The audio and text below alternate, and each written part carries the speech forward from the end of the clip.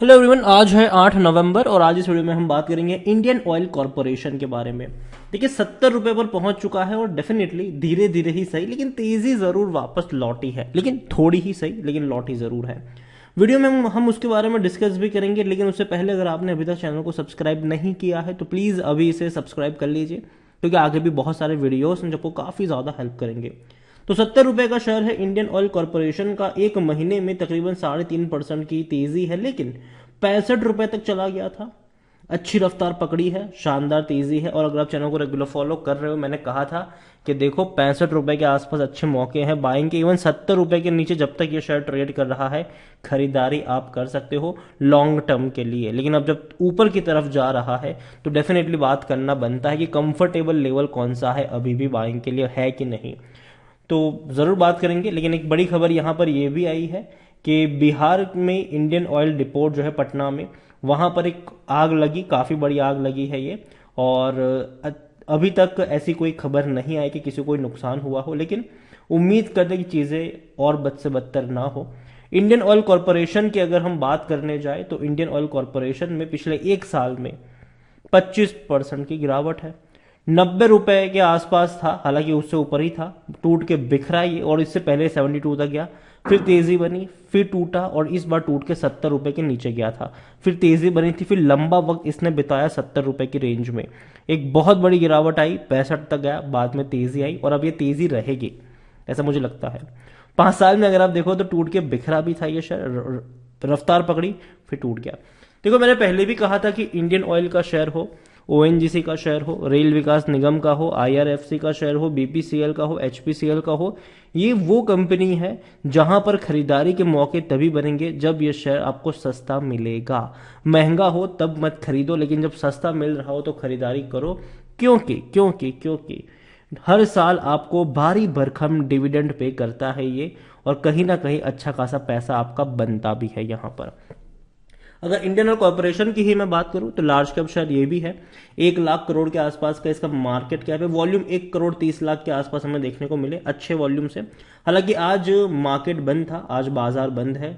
यहां पर अगर हम नजर करेंगे तो कंपनी ने सितंबर क्वार्टर में लॉस दिखाया तकरीबन 990 करोड़ का, और ये एक्सपेक्टेड था। ठीक है, पता था कि लॉस होने वाला है। इससे पहले के जून क्वार्टर में भी 280 करोड़ का लॉस हुआ था।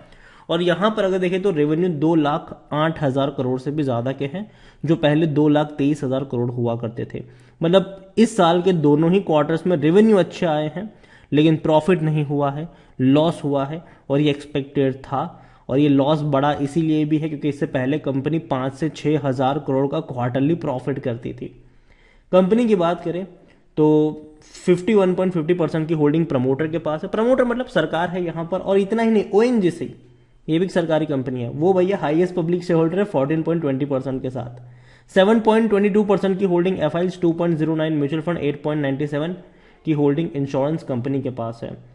इंडियन ऑयल कॉरपोरेशन अगर हम यहां पर नजर करते हैं तो भैया आईसीआईसीआई डायरेक्ट की होल्ड करने की सलाह है, 75 का टारगेट है।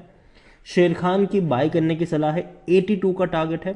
मोतीलाल ओसवाल की बाय करने की सलाह है, 95 रुपीज का टारगेट है। एम की ग्लोबल की बाय करने की सलाह है, 85 रुपीज का टारगेट है। According to Moneycontrol user 13% लोग कह रहे कि बेचो, 75% लोग कह रहे खरीदो, और 12% लोग कह रहे कि होल्ड करो। इतना ही नहीं, कंपनी को लेकर अगर हम नजर करेंगे तो रेवेन्यू में अच्छी खासी तेजी है। और अभी फाइनेंशियल ईयर 2023 में ये रेवेन्यू और ज्यादा बढ़ेंगे, क्योंकि पहले 2 क्वार्टर में रेवेन्यू इनका जो हुआ है कुल मिलाकर वो हुआ है 4 करोड़ 35 लाख के आसपास का। तो एक्सपेक्टेशन यही है कि कंपनी की जो रेवेन्यू है वो तकरीबन 8.5 लाख करोड़ तक के भी आपको देखने को मिल सकते हैं।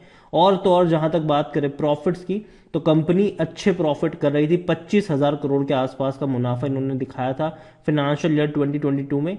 लेकिन 2023 के पहले 2 क्वार्टर में मिलाकर अगर हम देखें तो कंपनी लॉस में है, और लॉस है वो तकरीबन 1,300 करोड़ के आसपास का लॉस है वो देखने को मिल रहा है।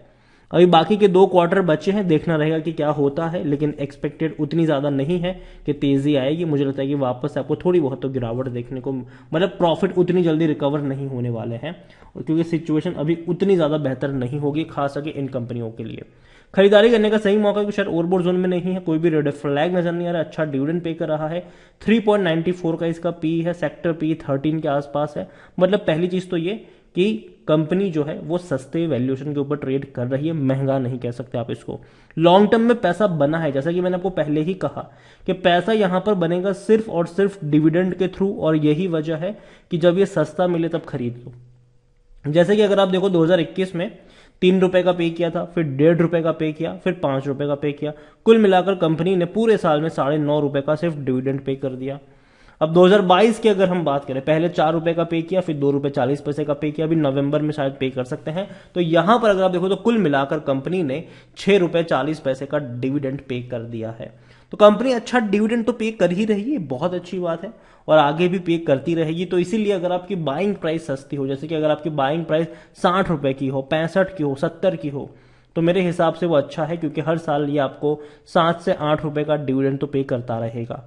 और अगर कंपनी में और बेहतर चीज हुई तो शेयर में भी आपको तेजी देखने को मिल जाएगी। मतलब कि डिविडेंड से पोटेंशियल है, अगर आपकी बाइंग प्राइस सस्ती हो तो कम से कम 10% आप सिर्फ और सिर्फ डिविडेंड से कमा सकते हैं, जो कि बहुत सारे म्यूचुअल फंड्स भी नहीं आपको पे कर पाते हैं, या फिर एफडी तो भूल ही जाओ आप। इंडियन ऑयल में अगर देखो तो 63% एनालिस्ट कहते हैं खरीदारी करो। होल्डिंग के बारे में हमने बात करी कि भैया बहुत बड़ी होल्डिंग प्रमोटर के पास लेकर बैठे ही हैं। 2.09 mutual fund, 9.29 other domestic institution, 7.22 FIIs, retails और अदर्स की मिलाकर 29.90% की होल्डिंग है। उसमें से रिटेल इन्वेस्टर के पास सिर्फ 5.11% की ही होल्डिंग है। अदर पार्टीज 24.79% की होल्डिंग है, उसमें ओएनजीसी भी शामिल है यहां पर। तो नजर इंडियन ऑयल कॉर्पोरेशन पर होनी चाहिए। मैंने पहले भी कहा था जब 65 के आसपास था कि खरीदारी के मौके हैं, लॉन्ग टर्म के लिए खरीद के आप इसको भूल सकते हैं। अच्छा डिविडेंड आपको हर साल पे करता रहेगा। अभी भी मैं मानता हूं कि 70 रुपए का जो रेंज है वो बाइंग का मौका होगा, लेकिन अगर ये 75-80 के रेंज में गया तब खरीदारी के मौके उतने ज्यादा नहीं बनेंगे। तो जब तक सस्ते प्राइस में रहेगा मौके बनेंगे। और इतना ही नहीं, अगर ये यहां से थोड़ी और गिरावट भी दिखाता है तो आगे एवरेज करने के भी मौके मिलेंगे। कंपनी बर्बाद होने वाली नहीं है, कंपनी बहुत अच्छी है। अगर हम ये बात करते हैं कि आने वाले दौर में इलेक्ट्रिक व्हीकल्स आने वाले हैं, तो याद रखिए चार्जिंग स्टेशन जो होगा उसके लिए तो वो ये भी सेटअप करना शुरू कर देगी। तो कई सारे बिजनेस मॉडल आपको इनके देखने को मिलेंगे आने वाले दौर में, और इवन गैस में तो है ही अभी से अभी। तो यही कहूंगा कि नजर होनी चाहिए ऐसी कंपनियों के ऊपर, और जब सस्ता मिले तब इनको हमेशा पकड़ना चाहिए। एक और कंपनी है और वो है ओएनजीसी। जैसे कि मैंने आपको पहले कहा कि इंडियन ऑयल कॉर्पोरेशन में ओएनजीसी की बहुत बड़ी होल्डिंग है, 14.20% की होल्डिंग ओएनजीसी के पास है। वो अभी देखे तो 138 पे ट्रेड कर रहा है। पिछले एक साल में देखा जाए तो 10.5% तक टूटा है, 185 रुपए से टूट कर ये नीचे आया है। बाउंस बैक डेफिनेटली इसने दिखाना शुरू किया है। और अगर आप चाहते हैं कि मैं इसके ऊपर एक डिटेल वीडियो बनाऊं तो कमेंट में ONGC जरूर लिखें। जितनी ज्यादा कमेंट आएगी उतना जल्दी वीडियो आएगा। वीडियो को यहीं पे एंड करूंगा। पसंद आया हो तो लाइक कर जाएगा। चैनल पर अगर पहली बार है तो प्लीज सब्सक्राइब करें। और इंडियन ऑयल कॉर्पोरेशन के बारे में आप क्या सोचते हैं वो भी आप मुझे कमेंट में लिखकर बता सकते हैं। Thank you.